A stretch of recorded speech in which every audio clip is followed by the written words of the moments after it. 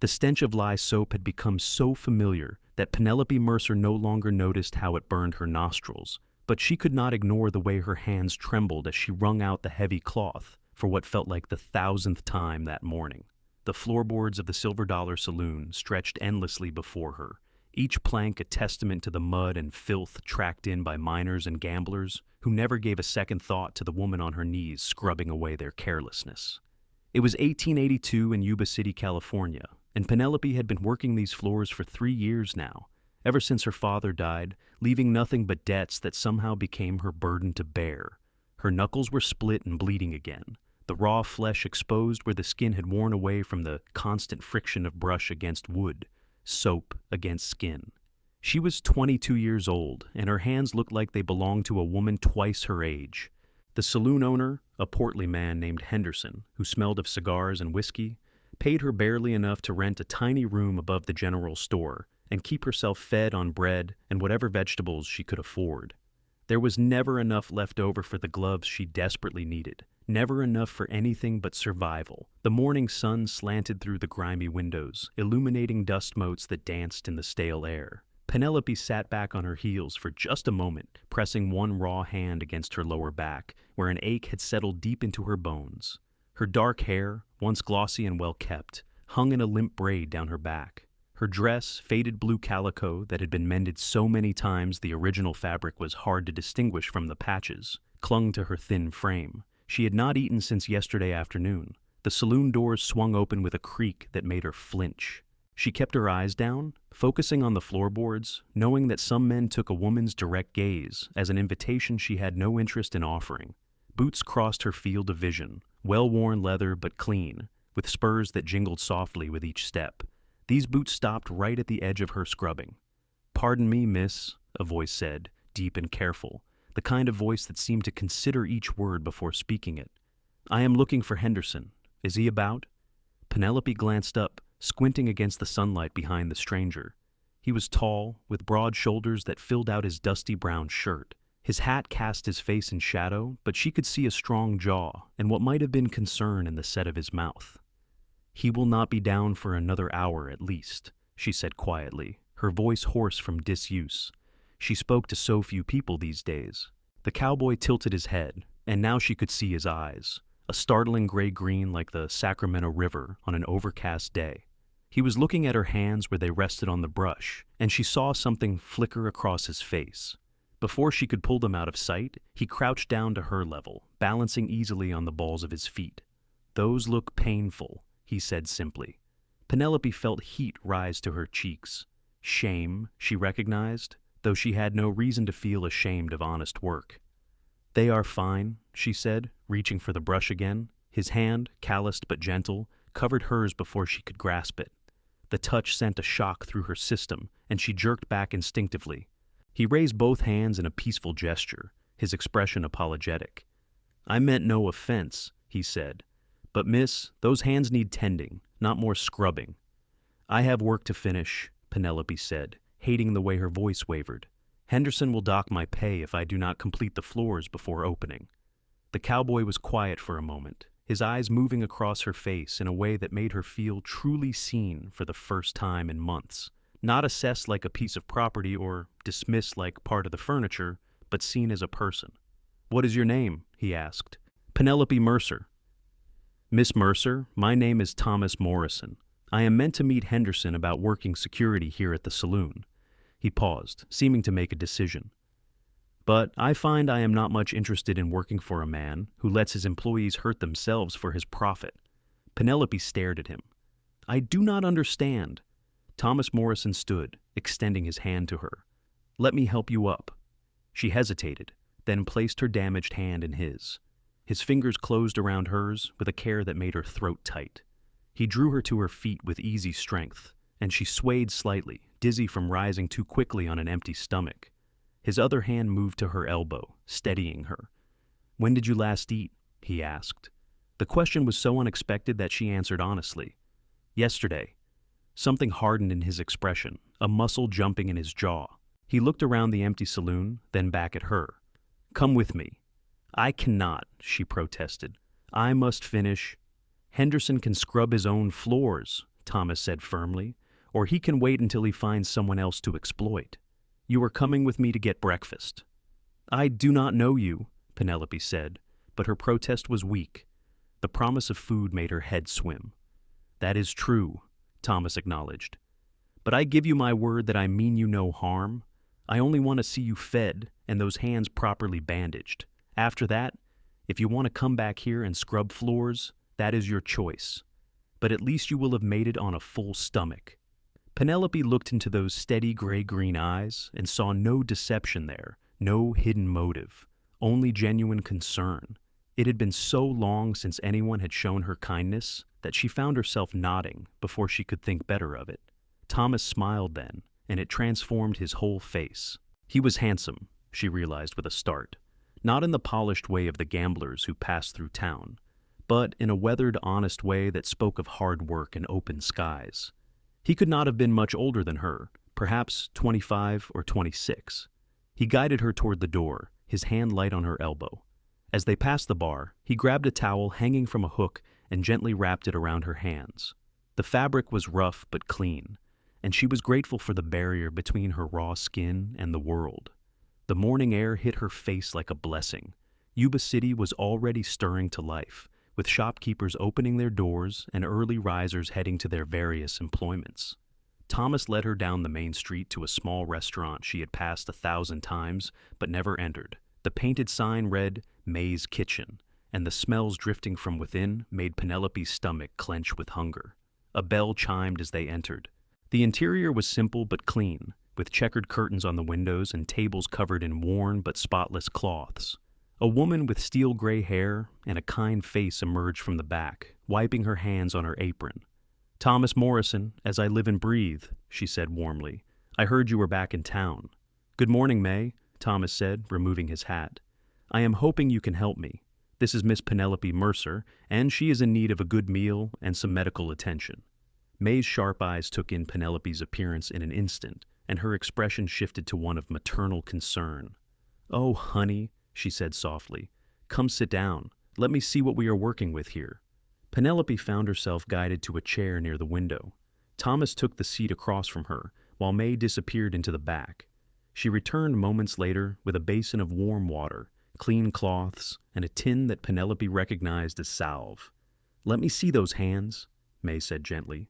Penelope unwrapped the towel, revealing the full extent of the damage. The skin was red and raw, with several splits that wept clear fluid. Her fingertips were pruned and tender, the nails broken and rimmed with grime that no amount of scrubbing could fully remove. May made a sympathetic sound and began to carefully clean the wounds. The warm water stung, and Penelope bit her lip to keep from crying out. Thomas leaned forward, his elbows on the table. "How long have you been working at the Silver Dollar?" he asked quietly. 3 years, Penelope said, watching May's careful ministrations. "Since my father died." "Ann Henderson has had you scrubbing floors the whole time?" "Among other things. I clean the rooms upstairs, wash the linens, polish the brass, clean the spittoons." She recited the list mechanically. "Whatever needs doing." "And he pays you enough to live on?" Penelope gave a hollow laugh. "Enough not to starve? Mostly." May looked up at Thomas, and some communication Penelope did not understand passed between them. The older woman returned her attention to the task at hand, carefully applying the salve to each wound. The medicine was cool and soothing, and Penelope felt some of the constant pain begin to ease. "This will help with the healing," May said, beginning to wrap Penelope's hands in clean bandages. "But honey, you cannot keep doing that kind of work, not without proper protection and care. You will do permanent damage." "I do not have much choice," Penelope said quietly. "There are not many options for a woman alone." "There are always choices," Thomas said. "They might not be easy, but they exist." May finished the bandaging and patted Penelope's arm. "Now, let me get some food into you. You look like you could blow away in a strong wind." She disappeared into the kitchen, and Penelope found herself alone with Thomas Morrison. He was watching her with that same intent focus, and she shifted uncomfortably under the scrutiny. "Why are you doing this?" she asked finally. "You do not know me. You owe me nothing." Thomas was quiet for a moment, his fingers tracing the grain of the wooden table. 6 years ago, I watched my mother work herself to death, trying to keep our family fed after my father was killed in a mining accident. She took in laundry, did mending, cleaned houses. Her hands looked like yours by the end. She never complained, never asked for help, and everyone in town just let her struggle because it was not their problem. He looked up, and his eyes were bright with old pain. She died when I was 19, just wore herself down to nothing. Penelope felt her throat constrict. I am sorry. So am I, Thomas said, and I swore that if I ever had the means and the opportunity, I would not turn away from someone who needed help, not the way everyone turned away from her. You have means? Penelope asked, then immediately regretted the question. It sounded mercenary, but Thomas did not seem offended. Some. I have been working cattle drives up north, saving my pay. I came back to Yuba City because I inherited my uncle's property when he passed last month, a small ranch about 5 miles outside town.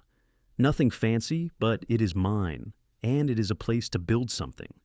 May returned with 2 plates piled high with eggs, bacon, biscuits, and fried potatoes. The sight of so much food made Penelope's eyes water. She could not remember the last time she had seen such abundance meant for her. Eat up, May said warmly. Both of you. Penelope picked up her fork with her bandaged hands, the movement awkward but manageable. The first bite of eggs, fluffy and seasoned with butter and herbs, was so delicious she nearly moaned. She caught herself and glanced at Thomas, embarrassed. But he was focused on his own meal, giving her privacy in her hunger. They ate in companionable silence. Penelope forced herself to eat slowly, despite her body's demands to devour everything in sight. She had made herself sick before by eating too quickly after going too long without food. Halfway through the meal, May brought coffee, rich and dark, with real cream, and Penelope wrapped her hands around the warm cup, savoring the heat that seeped through the bandages. Better? Thomas asked when she finally set down her fork, the plate nearly clean. Much, Penelope admitted. Thank you. I do not know how I can repay you. I am not asking for repayment, Thomas said, but I do have a proposition for you, if you are willing to hear it. Penelope tensed. She had heard propositions before from men who thought a woman in her position should be grateful for any attention. But Thomas's expression remained open and earnest. I am listening, she said cautiously. The ranch needs work, Thomas said. The house has been empty for nearly a year, and while it is structurally sound, it needs a thorough cleaning. There are curtains to be made, a garden to be planted, fences to be mended. I need someone to help me turn it from my uncle's abandoned property into a working home. In exchange, I can offer fair wages, room and board, and honest work that would not destroy your hands. Penelope stared at him. You want to hire me as a housekeeper? A housekeeper, a cook, a partner in building something, Thomas said. The ranch is too much for one person. I have been sleeping in the barn because the house feels too big and empty. I can promise you your own room, 3 meals a day, and treatment with respect. Nothing more than honest work, Miss Mercer. You have my word. It sounded too good to be true, which meant it probably was. Penelope had learned to be suspicious of generosity, especially from men. And if I refuse, then I will pay May for your breakfast, and you can return to the silver dollar if that is your choice, Thomas said simply. I will not force you into anything, but I hope you will at least consider it. Penelope looked down at her bandaged hands. The thought of plunging them back into lye water, of scrubbing floors on her knees while her stomach cramped with hunger, made her want to weep. But she was also terrified of making the wrong choice, of trading one kind of exploitation for another. Can I see the ranch before I decide? She asked. Thomas smiled, that transforming expression that made her heart skip oddly. I was hoping you would ask. I have my horse tied up outside. We can ride out there now if you like. May appeared at their table to clear the plates. Thomas Morrison, you are a good man, she said approvingly. Your mother would be proud of you. Thomas ducked his head, clearly pleased but embarrassed by the praise. He left money on the table, more than enough to cover the meal and May's medical supplies, and helped Penelope to her feet. Outside, a handsome bay gelding stood tied to the hitching post, its coat gleaming in the morning sun. Thomas untied the reins and swung into the saddle with practiced ease, then extended his hand to Penelope. Can you ride? I have not in years, Penelope admitted. My father had a horse when I was young. I will go slow, Thomas promised. Just put your foot on mine and grab my hand." Penelope did as instructed, and Thomas pulled her up behind him, as if she weighed nothing. She settled onto the horse's back, acutely aware of how close she was to him, how she had to hold onto his waist to keep her balance. Through the fabric of his shirt, she could feel the solidity of him, the steady rhythm of his breathing. "Ready?" he asked, looking back over his shoulder. "Ready," she confirmed, though her heart was pounding. Thomas clicked his tongue, and the horse moved forward at a gentle walk. They made their way through Yuba City's streets, past the general store, where Penelope rented her tiny room, past the church and the school and the various businesses that made up the town's commercial district. Once they reached the outskirts, Thomas urged the horse into an easy trot that covered ground without being uncomfortable. The landscape opened up around them, rolling hills dotted with oak trees and patches of wild grass that had turned gold in the California sun. The Feather River glinted in the distance, a ribbon of silver threading through the valley. Penelope had forgotten how beautiful it was outside the confines of the town, how the sky seemed bigger and bluer, without buildings crowding in on all sides. "It is not much farther," Thomas said over his shoulder, "just over that next rise." They crested the hill, and Penelope saw the ranch spread out before them. The house was a simple 2-story structure with a wide front porch and a stone chimney. The paint was peeling in places, and some of the shutters hung crooked, but the bones of it were good. A barn stood to one side, weathered but sturdy, and beyond it she could see the framework of corrals and pastures. A windmill turned lazily in the breeze, and an overgrown garden plot suggested where someone had once grown vegetables. Thomas guided the horse down the slope and up to the front of the house. He dismounted first, then helped Penelope down, his hands firm on her waist. She found herself standing close enough to see the flecks of gold in his gray-green eyes, close enough to smell the clean scent of him, like sun-warmed cotton and leather. "What do you think?" he asked. Penelope turned to look at the house. Despite its neglected state, she could see the potential in it. "It has good bones," she said. "Exactly what I thought," Thomas said, clearly pleased. "Come inside. I want you to see the whole place." The front door stuck a little, swollen from moisture, but Thomas shouldered it open. Inside, the house smelled musty from being closed up, but sunlight streamed through the windows, illuminating a spacious front room with a stone fireplace and solid oak floors. Dust covered every surface, and cobwebs draped the corners, but Penelope could imagine how it might look cleaned and furnished, with curtains at the windows and a fire crackling in the hearth. Thomas led her through the house, pointing out the kitchen with its cast-iron stove and deep sink, the pantry that just needed shelves, the dining room with built-in cabinets. Upstairs, there were 4 bedrooms, each with good-sized windows that let in plenty of light. "This one could be yours," Thomas said, opening the door to a corner room. It was smaller than the others but bright, with windows facing both south and east. "It catches the morning sun, and you can see the river from here." Penelope walked to the window, looking out at the view. From here, the world seemed peaceful and full of possibility. "It is lovely," she said softly. "The roof needs some work in places," Thomas continued, his tone businesslike, "and the well needs to be cleaned out. But the structure is sound. My uncle built this place to last." "Why did he leave it empty?" Penelope asked. "He went to stay with his daughter in San Francisco after his wife died. He meant to come back, but his health failed. He left it to me because he knew I had been saving to start my own place." Thomas leaned against the doorframe, his expression growing serious. "Miss Mercer, I want to be clear about what I am offering. This would be honest employment. You would have your own space, your own privacy. I would expect you to help make this place livable and to cook meals, but I would also pay you a fair wage on top of room and board. You would be free to leave any time you chose. I am not looking to trap you or take advantage. I just need help, and you need a better situation than what Henderson is offering." Penelope studied him, trying to find the catch, the hidden motive, but all she saw was earnest honesty. "Why me?" she asked. "You could hire anyone, place an advertisement."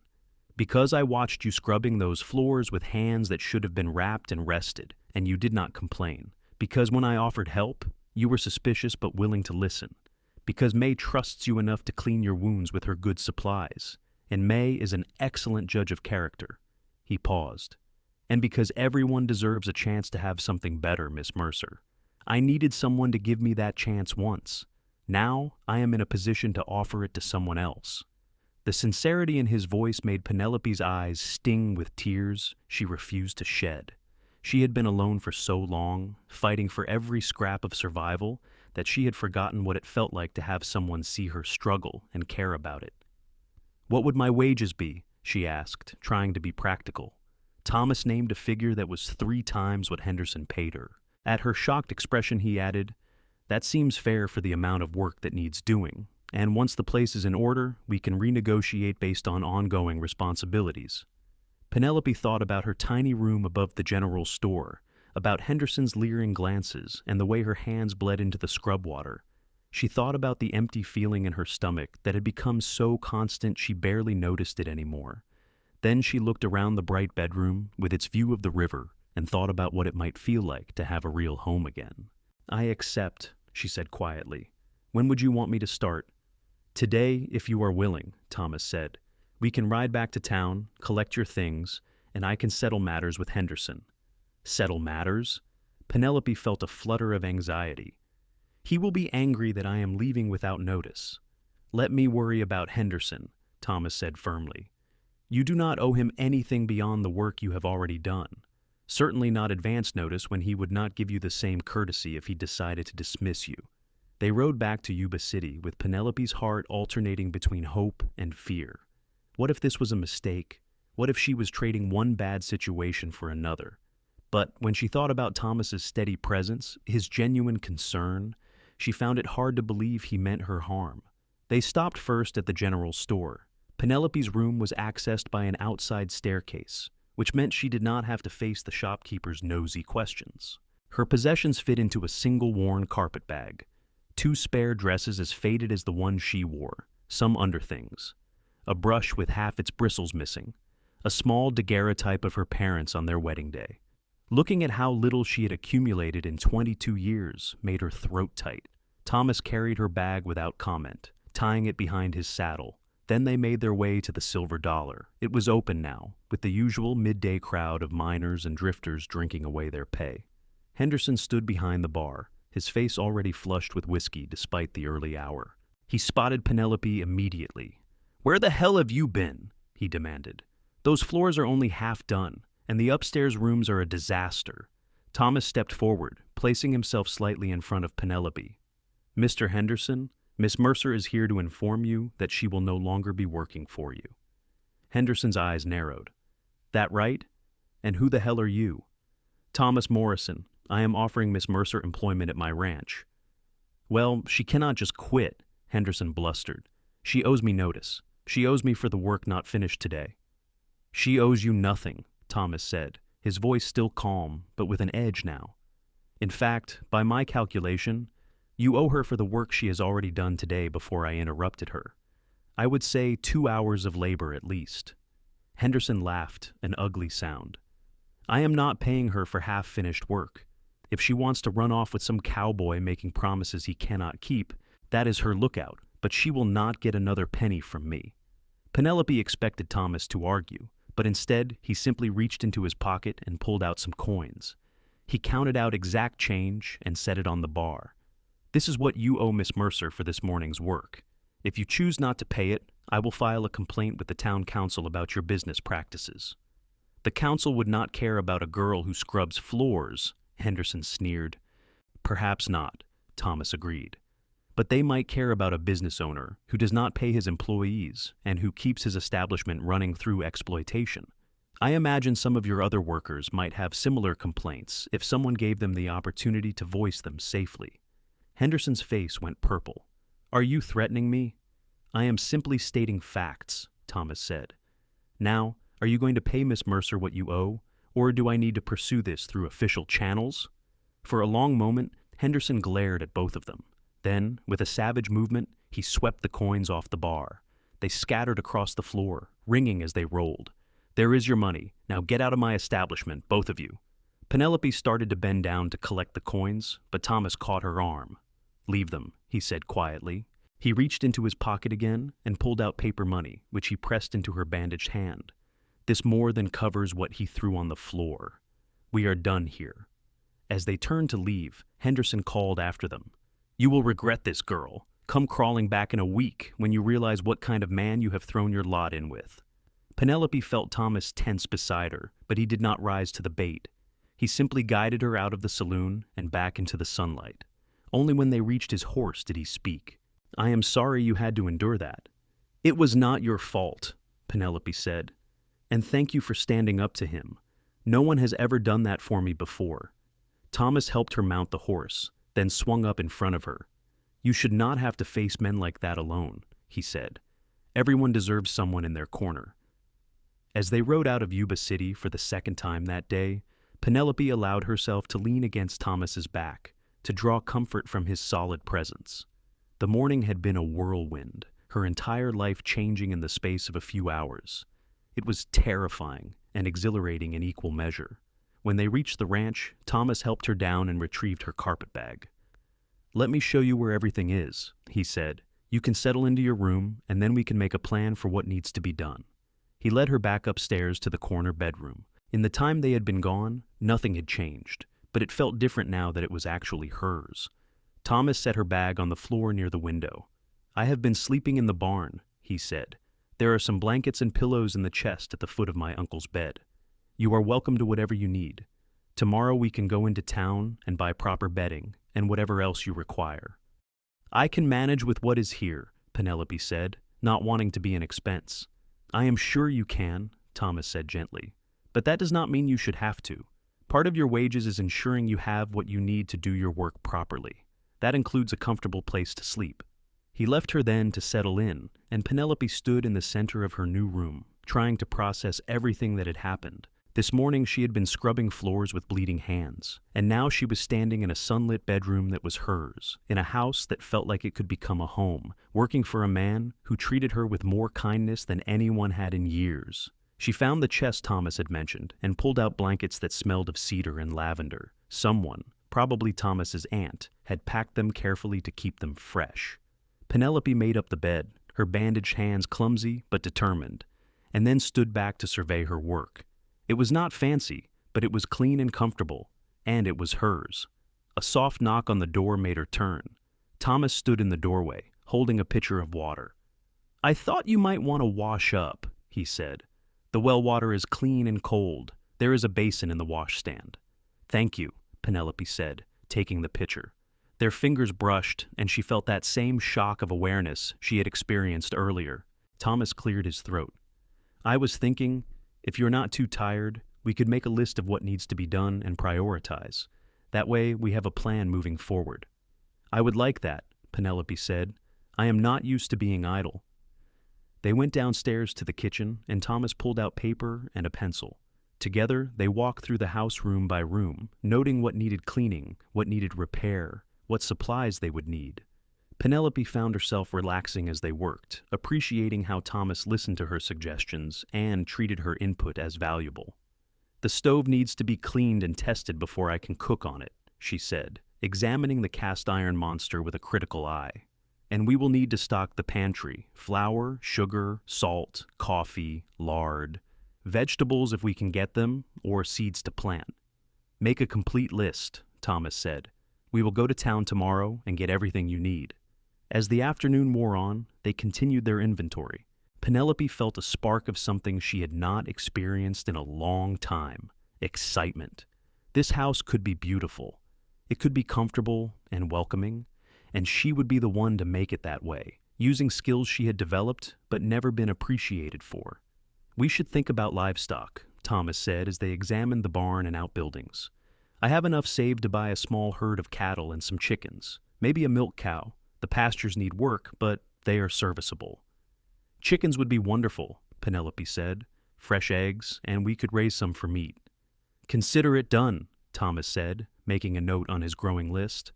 By the time the sun began to set, they had filled several pages with plans and priorities. Thomas had also shot a rabbit while checking the property lines, and Penelope prepared it over the fireplace in the kitchen, along with some beans and biscuits made from supplies Thomas had purchased earlier in the week. It was simple fare, but after the abundance of breakfast, Penelope felt satisfied. They ate at the kitchen table by lamplight, and Penelope marveled at how comfortable it felt to share a meal with Thomas. He was easy to talk to, asking questions about her childhood and her father. sharing stories about his time working cattle drives and the characters he had met along the way. The worst was a trail boss named Grimshaw, Thomas said, his eyes twinkling with humor. He was convinced that he could predict the weather by the way his horse sneezed. We nearly got caught in a flash flood because he insisted his horse had given the all clear. Penelope laughed, the sound surprising her. She could not remember the last time she had laughed. What happened? We made it to high ground just in time, but Grimshaw spent the next 3 days insisting his horse had been warning us all along, and we just had not interpreted the sneezes correctly. They cleaned up the kitchen together, and then Thomas walked Penelope upstairs, carrying a lamp to light the way. He stopped outside her door, suddenly seeming uncertain. "If you need anything in the night, I will be in the room at the other end of the hall," he said. "I decided it made more sense to sleep in the house now that you are here. More proper." "Thank you," Penelope said. "For everything, Thomas. I still cannot quite believe this is real." "It is real," he assured her. "And tomorrow we start making this place into a proper home. Sleep well, Penelope." The use of her first name sent warmth through her chest. "You too, Thomas." She closed the door and leaned against it, listening to his footsteps retreat down the hall. Her heart was beating too fast, and she pressed her bandaged hand against it, trying to calm herself. It was foolish to develop feelings for her employer, especially so quickly. But there was something about Thomas Morrison that called to her, something that made her feel safe and valued for the first time in years. Penelope changed into her nightgown and slipped between the clean sheets, watching moonlight paint silver patterns on the floor. Tomorrow would bring hard work, but it would be work that mattered, work that built something, rather than just maintaining someone else's property. And she would be doing it alongside a man who seemed to see her as a person, rather than just a pair of hands to scrub his floors. She fell asleep with a smile on her face, her damaged hands cradled against her chest, dreaming of gardens and fresh eggs and gray-green eyes that looked at her like she mattered. The next few weeks passed in a blur of activity. Penelope's hands healed slowly under May's salve and the bandages Thomas insisted she wear while working. They made several trips to town, purchasing supplies and building the kind of stock that would make the ranch self-sufficient. Thomas was as good as his word, paying for everything they needed without complaint and treating Penelope as a partner in the enterprise rather than just hired help. The house transformed under their combined efforts. Penelope scrubbed and polished until every surface gleamed. She sewed curtains from fabric Thomas bought, simple patterns and cheerful colors that made the rooms feel warm and inviting. Thomas repaired the roof, fixed the shutters, and refinished the floors. Together, they tackled the garden, breaking up the hard soil and planting vegetables that would see them through the coming seasons. Thomas proved to be a better cook than Penelope expected, having learned on the trail, but he clearly enjoyed her meals. She took pride in setting a good table, using the supplies he provided to create hearty, satisfying food. They fell into an easy routine, breakfast together as the sun rose, working on separate projects during the day, coming together for the evening meal and companionable conversation. But as comfortable as their routine became, Penelope could not ignore the growing feelings she had for Thomas. She watched him work, admiring the easy strength in his movements, the way he treated the animals with gentle patience, the kindness he showed in 100 small ways. He never pushed her, never made inappropriate advances, but sometimes she caught him watching her with an expression she could not quite read, something warm and wondering that made her breath catch. One evening, about a month after she had arrived, they sat on the front porch watching the sun set over the hills. The house was finally finished, truly livable, and they had just planted the last of the garden that afternoon. Penelope felt a deep sense of satisfaction, tempered by the knowledge that her work here was nearly complete. Soon Thomas would not need her constant help. She would just be maintaining what they had built, and she worried that he might decide he did not need a full-time housekeeper after all. "Penelope," Thomas said, breaking the comfortable silence, "I have been thinking." Her stomach clenched with anxiety. "About what?" He turned to look at her, his expression serious. "About the future, about this place and what I want it to become." Here it comes, Penelope thought.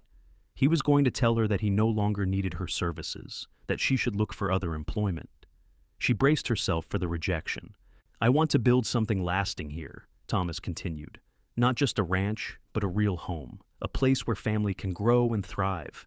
He paused, seeming to gather his courage. but a home needs more than one person to make it complete. Penelope's heart was beating so hard she thought he must be able to hear it. "What are you saying?" Thomas shifted in his chair, turning to face her fully. "I am saying this terribly," he admitted. "Let me start over." He took a breath. "Penelope, this past month has been the happiest I have been in years. Yes, the house is finished, and yes, the work is satisfying. But that is not why. I am happy because I get to share meals with you, talk with you, laugh with you. I am happy because I wake up knowing I will see your smile. I am happy because you are here." Penelope could not breathe. "Thomas, I know I am your employer, and that makes this complicated," he said quickly. "I know you might not feel the same way, and if that is the case, I swear nothing will change. You will still have your job and your place here for as long as you want it. But I would be a fool not to tell you that somewhere in the past month, I fell in love with you." The words hung in the air between them, fragile and precious. Penelope felt tears spring to her eyes. "You love me?" "I do," Thomas said simply. "I love your strength and your determination. I love the way you hum when you are cooking. I love how you talk to the chickens like they are old friends. I love your laugh, which I feel privileged to hear. I love everything about you, Penelope Mercer, and I am hoping that maybe, possibly, you might feel even a fraction of the same for me." Penelope reached out with her healed hand, the skin still pink and tender, but no longer raw, and placed it on Thomas's cheek. He leaned into the touch, his eyes closing briefly. "I was so afraid," she whispered. "Afraid that you would decide you did not need me anymore, that I would have to leave." Thomas's eyes flew open. "Leave? Penelope, I will never want you to leave. This is your home now, for as long as you want it to be." "I do not want to just be your housekeeper," Penelope said, her voice trembling. "I want more than that, Thomas. I want everything." The smile that spread across his face was like the sun coming out from behind clouds. "Everything?" "I love you," Penelope said, the words tumbling out in a rush. "I think I started falling for you when you wrapped my hands in that towel and took me to Mays, when you stood up to Henderson for me, when you offered me a chance at something better. I have loved you more with every passing day, and I was terrified that you would never see me as anything more than someone you hired." Thomas stood, pulling her up with him. His hands framed her face, his thumbs brushing away the tears that had started to fall. "I see you, Penelope. I see all of you, and I love what I see. You are brave and strong and beautiful, and I want to spend the rest of my life making you as happy as you have made me." "Yes," Penelope breathed. "Yes?" Thomas's voice was full of hope. "Yes to everything," Penelope said. "Yes to love, yes to a future, yes to building a life together. Yes, Thomas Morrison, with all my heart." He kissed her then, gentle and reverent, and Penelope felt like she was finally home. Not in the house they had cleaned and repaired, but in his arms, in this moment, in the certainty that she was loved and valued and wanted. When they finally pulled apart, both breathing hard, Thomas rested his forehead against hers. "Marry me," he said. "I know it is fast, but I have never been more certain of anything. Marry me, Penelope, and let me spend the rest of my life caring for you the way you deserve." "Yes," Penelope said, laughing through her tears. "Yes, I will marry you." They were married a week later, in a simple ceremony at the church in Yuba City. May stood as witness, beaming with maternal pride. The young circuit preacher pronounced them husband and wife, and Thomas kissed her in front of the small gathering of townspeople who had come to wish them well. Penelope wore a new dress Thomas had insisted on buying, a soft blue that matched her eyes, with lace at the collar and cuffs. Her hands, nearly healed now, held a small bouquet of wildflowers Thomas had picked that morning. She felt beautiful for the first time in years, not because of the dress or the flowers, but because of the way Thomas looked at her, like she was the most precious thing in his world. They rode back to the ranch as husband and wife, and Thomas carried her over the threshold of their home, both of them laughing at the tradition. That night, Penelope moved her belongings into the master bedroom, and they began their married life in earnest. The months that followed were full of hard work and deep satisfaction. Thomas built up the ranch, purchasing cattle and expanding the pastures. Penelope tended the garden and the chickens, kept the house, and learned the rhythms of ranch life. But more than that, they built a partnership based on mutual respect and growing love. Thomas never let Penelope forget that she was valued for more than her labor. He brought her small gifts from town, a new book, a pretty hair ribbon, seeds for flowers to plant around the house. He insisted she rest when she was tired and helped with the household chores without being asked. He made her laugh every single day. Penelope, in turn, showed her love through the care she took with their home and their life. She cooked his favorite meals, mended his clothes with careful stitches, and made the ranch a place of warmth and welcome. She also pushed him to rest when he worked too hard and reminded him to see the doctor when a cut on his hand showed signs of infection.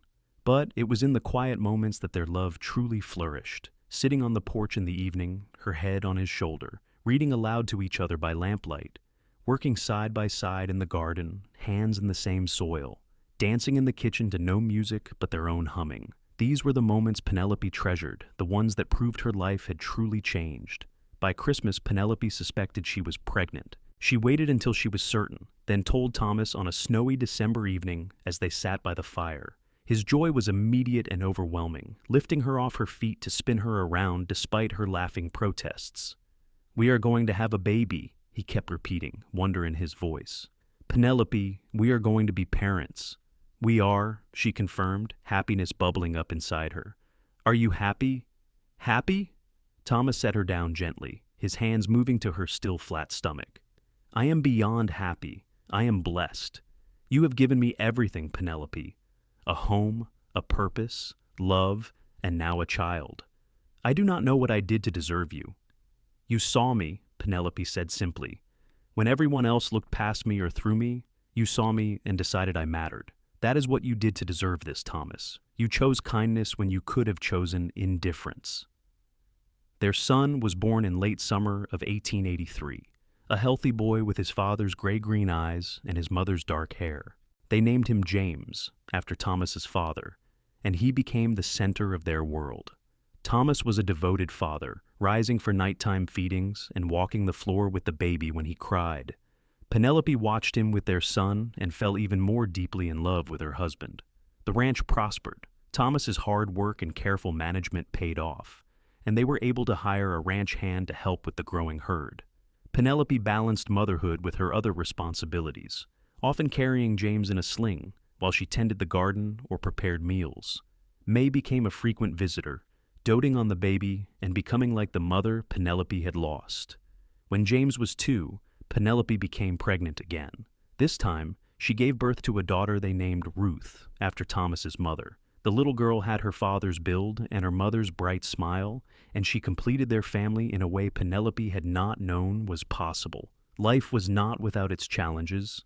There were harsh winters when they worried about the herd, a barn fire one year that Thomas barely managed to contain, illnesses that swept through the valley and kept Penelope up at night worrying over her children.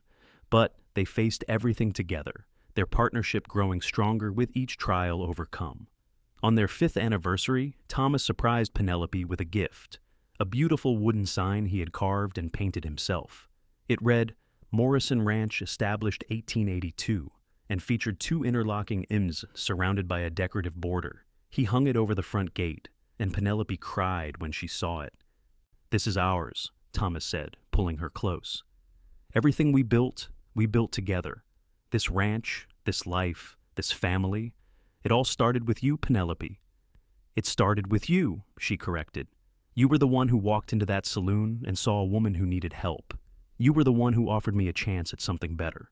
"We saved each other," Thomas said. "That is the truth of it. You needed someone to see your worth, and I needed someone to build a life with. We found each other at exactly the right time." Penelope looked out at the ranch, at the neat house with its bright curtains and welcoming porch, at the thriving garden and the healthy livestock, at the children playing in the yard with their dog. Her hands, once raw and bleeding from scrubbing floors in a saloon, were now capable and strong, marked by the honest work of building a home and a life. "Do you ever think about that morning?" she asked. "When you first saw me?" "All the time," Thomas admitted. "I think about how close we came to missing each other. If I had gone to the saloon an hour later, if I had not looked down and seen your hands, if I had not been brave enough to speak to you, so many things had to align perfectly. Fate," Penelope said. Or grace, Thomas countered. Call it what you will, but I am grateful for it every single day. They stood together watching the sun set over their land, over the life they had built from nothing but determination and love. James came running up, demanding his father's attention, and Ruth toddled after him, calling for her mama. Thomas scooped up his son while Penelope lifted their daughter, and the four of them stood together as the sky painted itself in shades of orange and gold. That night, after the children were asleep, Thomas and Penelope sat in their bedroom, which had become a sanctuary of sorts. He brushed her hair, a nightly ritual they both cherished, while she told him about her day. May asked me today if I ever regretted leaving the silver dollar, Penelope said. She was joking, of course, but it made me think, I do not regret a single moment of my life now, but I also do not regret the hard times before. They brought me to you. Thomas set down the brush and turned her to face him. I understand what you mean. If my mother had not struggled the way she did, if she had not died, I might never have recognized your situation for what it was. I might have walked right past you thinking it was not my concern. Her suffering taught me to see suffering in others and to act on it. She would be proud of you, Penelope said, touching his face. You honored her memory by helping me, by helping others when you can. You have built a good life, Thomas, and you have made me part of it. That is a precious gift. You are the gift, Thomas said. Never doubt that. As the years passed, the Morrison ranch continued to thrive. James grew into a serious boy who loved working alongside his father, learning everything Thomas could teach him about ranching and cattle. Ruth was more like her mother, finding joy in the garden and the kitchen, though she also had a stubborn streak that kept her parents on their toes. Penelope had 2 more children, both boys born healthy and strong. Samuel came when James was 6 and Ruth was 4. 3 years later, little Daniel completed their family. The house rang with laughter and the chaos of children, and Penelope could not imagine her life any other way.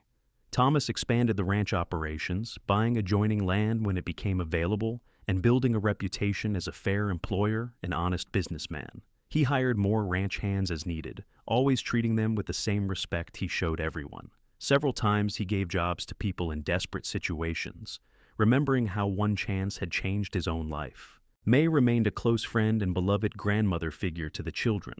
She taught Ruth to bake and told all 4 children stories about their parents' early days. She never let Thomas or Penelope forget where they had come from or how far they had traveled together.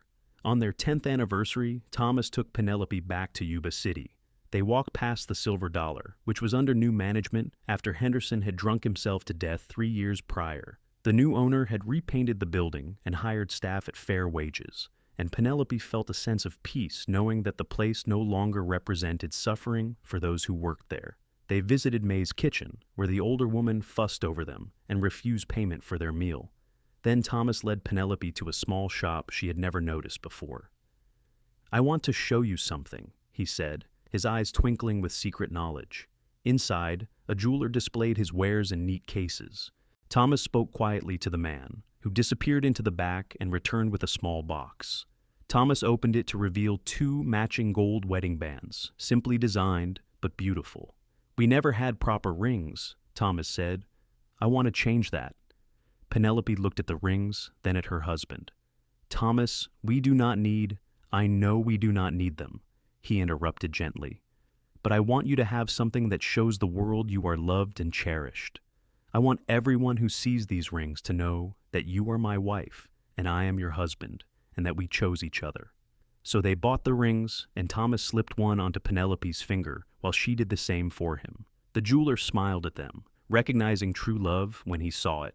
Walking back through town with her hand in Thomas's, Penelope thought about the woman she had been 10 years ago. That frightened, desperate girl scrubbing floors with bleeding hands felt like a different person. The woman she was now, confident and loved and secure, was someone that girl could never have imagined becoming. What are you thinking? Thomas asked, squeezing her hand. That I am happy, Penelope said simply.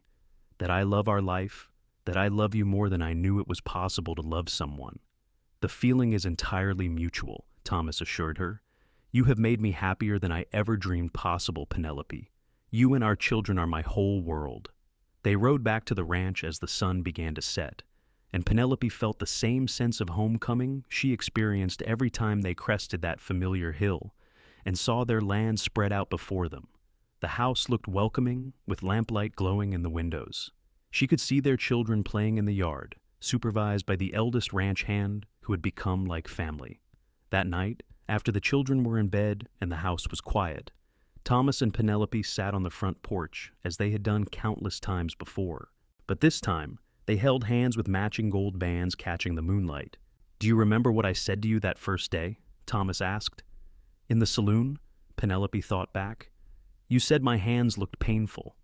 After that, when I took you to May's." She searched her memory. "You said a lot of things." Thomas smiled. "I said, 'Let me care for you.' Do you remember?" "I do now that you mention it," Penelope said. "You looked at my hands and said something about them needing tending, and then you said I should let you care for me." "And you did," Thomas said. "You took a chance on a stranger, and it changed both our lives. But, Penelope, I want you to know that I am still caring for you. Every day, with every choice I make. That is not going to change." Penelope felt tears prick her eyes. "And I will care for you." That is what love is it not? Choosing every day to care for each other, to build together, to face whatever comes as partners. "That is exactly what love is," Thomas agreed. They sat in comfortable silence for a while, listening to the night sounds of the ranch, cattle lowing in the distance, the whisper of wind through the oak trees, the hoot of an owl hunting in the darkness. It was the symphony of their life, familiar and precious. "Tell me a secret," Penelope said suddenly, a game they sometimes played. Thomas considered. "I knew I was going to marry you the day I met you," he said. "I did not admit it to myself right away, but looking back, I knew. The moment you agreed to come to breakfast with me, something in my heart said, 'This is the woman you are going to spend your life with.'" Penelope laughed softly. "That is quite the secret. Here is mine. I was terrified of falling in love with you. You were so kind and so good, and I kept thinking that if I let myself love you, something would go wrong. The universe would realize it had given me too much happiness and take it away. It took me weeks to accept that this was real, that you truly cared for me. And now?" Thomas asked. "Now I know that happiness is not something the universe rations," Penelope said. "It is something we build ourselves, choice by choice, day by day. We chose to be happy, Thomas. We chose to be kind to each other. We chose to build instead of tear down.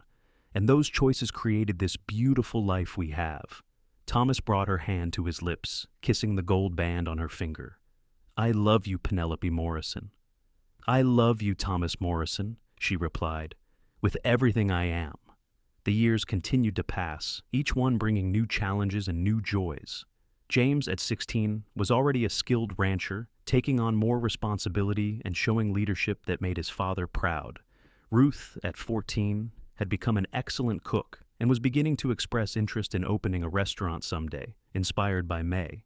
Samuel, at 10, was the dreamer of the family, always with his nose in a book when he was not doing chores. And Daniel, at 7, was the troublemaker, full of mischief and energy that kept everyone on their toes. Thomas was in his early 40s now, his dark hair touched with gray at the temples, but he was still strong and vital. Penelope, approaching 40, had gained a few lines around her eyes and mouth, but Thomas insisted they were marks of laughter and joy, as making her more beautiful rather than less. They had built more than a ranch. They had built a legacy. The Morrison Ranch was known throughout the region for its quality cattle and fair dealing. People came to Thomas for advice on ranching, and to Penelope for her preserves and baked goods, which she sometimes sold at the market. They employed 6 ranch hands during peak seasons, and sponsored 2 families who were struggling to establish their own homesteads. One spring morning, Penelope was in the kitchen preparing breakfast when she heard a commotion outside.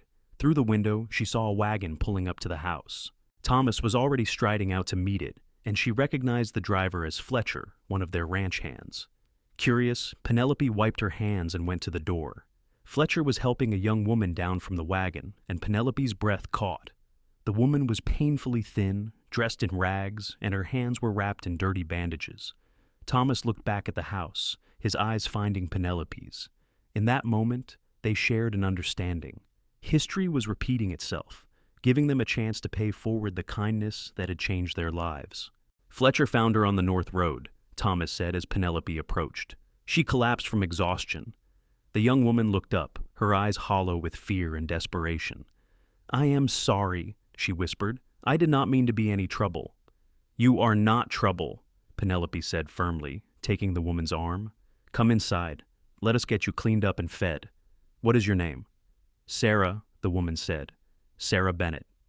Penelope led Sarah into the house, into the same kitchen where she had once eaten her first decent meal in years. Thomas followed, and together they cared for this stranger who needed help, just as Penelope had once needed help. They learned that Sarah's story was painfully similar to Penelope's own.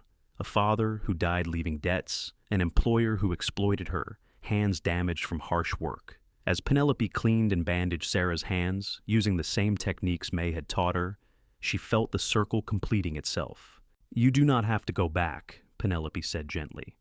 "Whatever situation you left, you do not have to return to it." Sarah looked at her with disbelief. "But I have nowhere else to go." "Yes, you do," Thomas said. "We are looking for someone to help with the house and the cooking. My wife has been talking about opening a small business, selling her preserves and baked goods, which means she needs someone to help manage the household. The job is yours if you want it." Penelope watched Sarah's face as hope dawned, and she remembered exactly how that felt. She caught Thomas's eye and saw her own emotions reflected there. Gratitude that they were in a position to help, determination to make a difference in this young woman's life, and love for each other that had grown from similar seeds of kindness. Sarah stayed, becoming part of their extended family. She helped Penelope launch her small business, which grew more successful than either of them anticipated. Within a year, Sarah had met and married Fletcher, and they built a small house on Morrison land, starting their own family with the support and encouragement of Thomas and Penelope.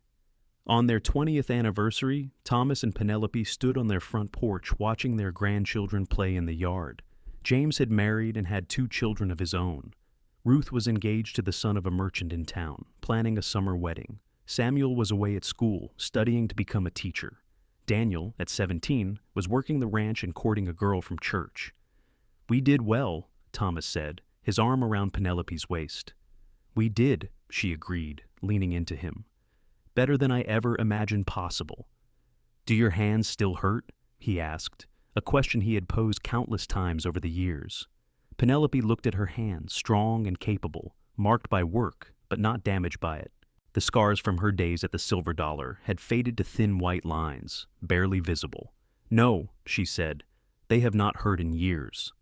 "Good," Thomas said, bringing them to his lips. "These hands built a home, raised children, created joy. They deserve to be honored, not broken." Penelope turned in his arms, looking up at the man who had changed her life so completely. His face was dearer to her now than it had been even in the first flush of love.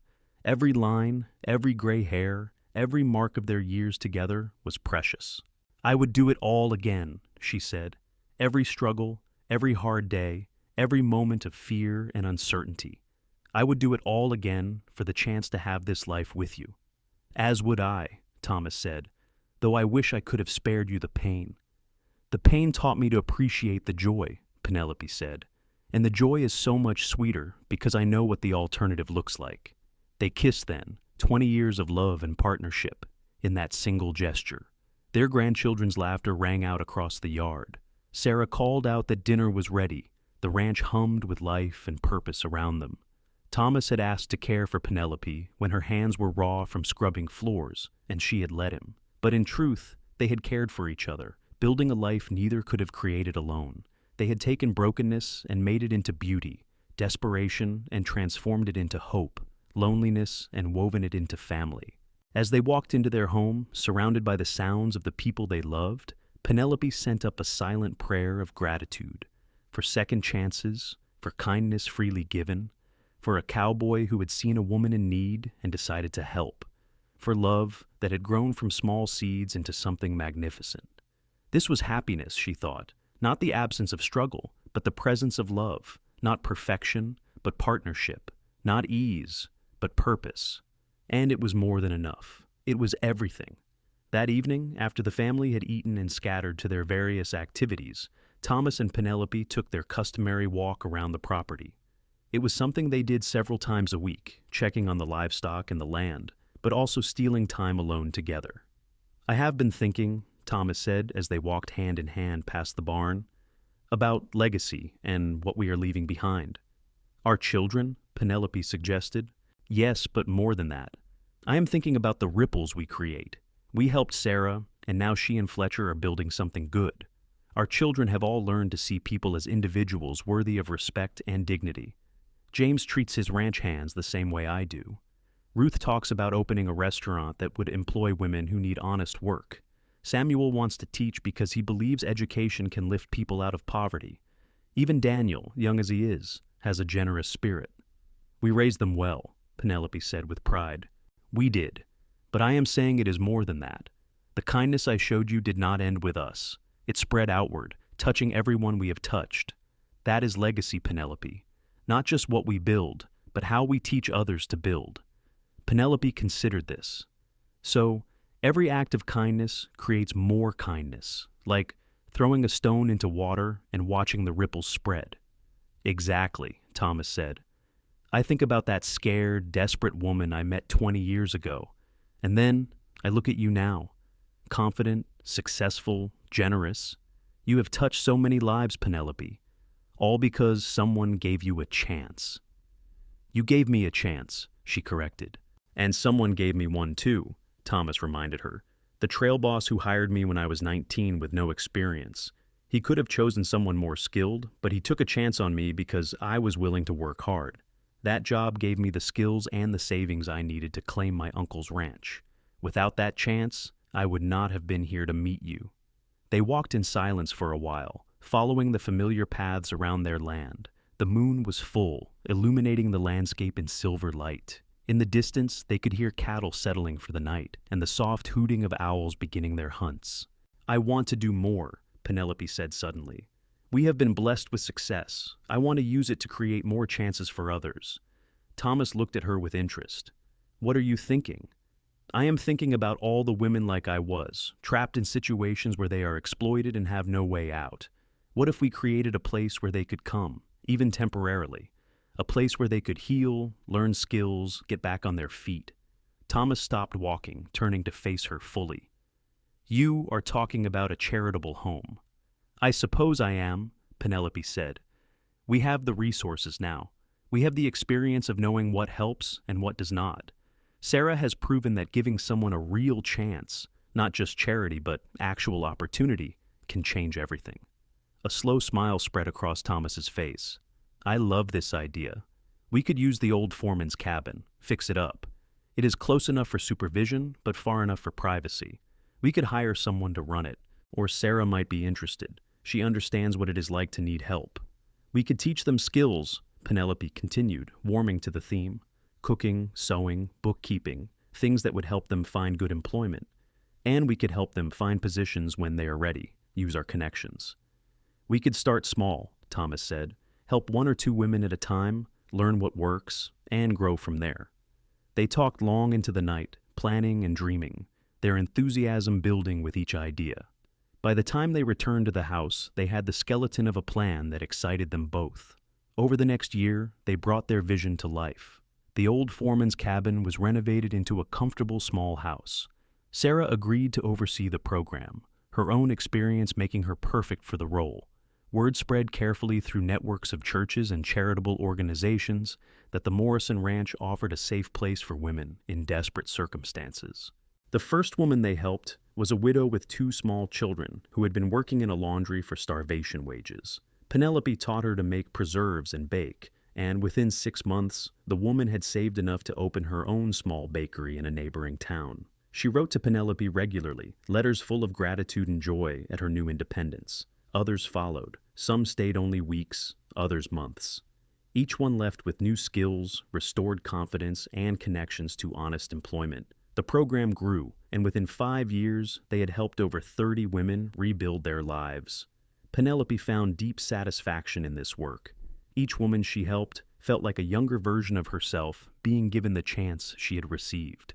And watching them transform, seeing hope return to their eyes and strength return to their spirits, never grew old. Thomas supported the program completely. never complaining about the costs or the complications. He understood that this was Penelope's way of making meaning from her suffering, of ensuring that her painful past resulted in something beautiful for others. Their 25th anniversary arrived, and their children organized a celebration at the ranch. Friends and neighbors came from miles around.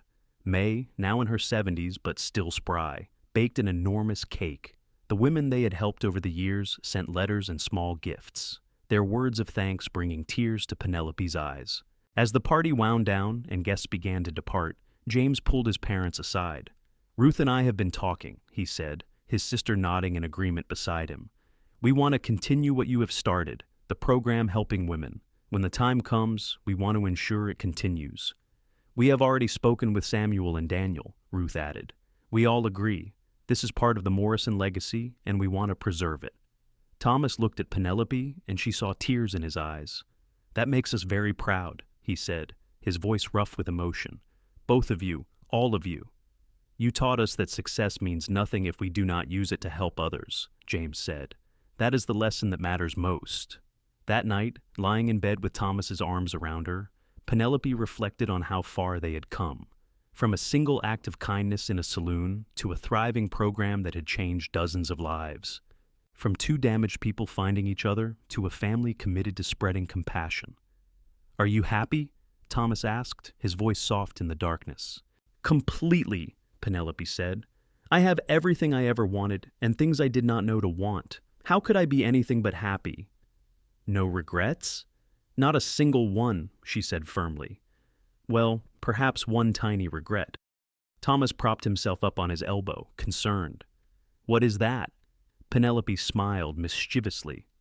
"I regret that it took Henderson so long to sleep late that morning. If you had arrived at the saloon even an hour earlier, we could have had an extra hour together across all these years." Thomas laughed, the sound warm and rich. "Always practical, my Penelope. Calculating our time together, down to the hour." "Every moment with you is precious," she said seriously. "I never want to take any of it for granted." "Nor do I," Thomas said, settling back down and pulling her close. "Every day with you is a gift I do not deserve, but am profoundly grateful for." They fell asleep like that, holding each other, secure in their love and their life together. The years continued to roll forward. Penelope and Thomas watched their children marry and have children of their own. They became great-grandparents, a joy neither had anticipated. The ranch remained prosperous under James's management, and the charitable program expanded under Ruth's direction after she married and returned to help. May passed away peacefully in her sleep at the age of 82, surrounded by the family she had helped create. At her funeral, Penelope spoke about the woman who had cleaned her wounds and fed her body that first morning, setting in motion everything that followed. She planted a fruit tree in May's memory near the house, so that every spring its blossoms would remind them of the woman's gentle kindness. Thomas's health began to fail when he was in his early 60s. Nothing dramatic, just the slow accumulation of years of hard physical labor. His joints ached, and he could not work as long or as hard as he once had. But he remained cheerful, spending more time with grandchildren and helping Penelope with the charitable work that had become central to both their lives. On their 40th anniversary, they sat on the same front porch where they had shared so many important moments. Their family had gathered again, 3 generations of Morrisons celebrating the love that had started it all. 40 years, Thomas marveled. "Sometimes it feels like yesterday that I walked into that saloon. Other times, it feels like you have been part of my life forever." "Both can be true," Penelope said, her own hair now completely silver. "The time has passed quickly, but the life we have built feels eternal." "If you could go back," Thomas asked, "to that young woman scrubbing floors, what would you tell her?" Penelope considered. "I would tell her to hold on. That help is coming. That in just a few hours, a man with kind eyes is going to walk through that door and change everything. I would tell her that she is stronger than she knows and that better days are ahead." She paused. "What would you tell that young man?"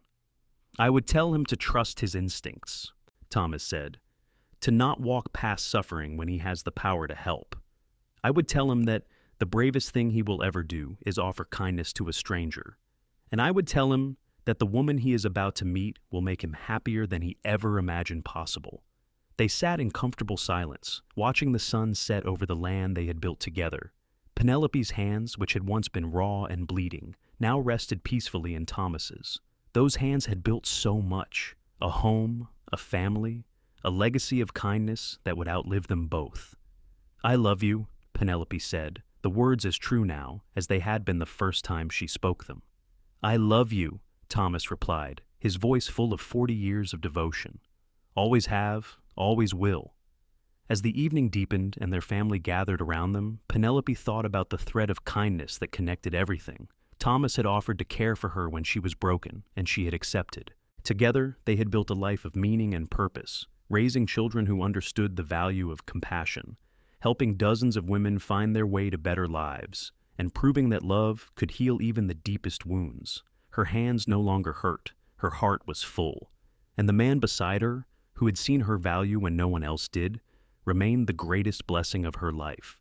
This was the happily ever after she had never dared to dream of, and it was more beautiful than any fairy tale. It was real and solid, built on a foundation of mutual respect, genuine love, and the simple truth that everyone deserves a chance at something better.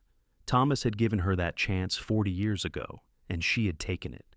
Together, they had created not just a life, but a legacy that would ripple forward through generations, spreading kindness and hope to everyone it touched. And that, Penelope thought, was the very best kind of love story there could be.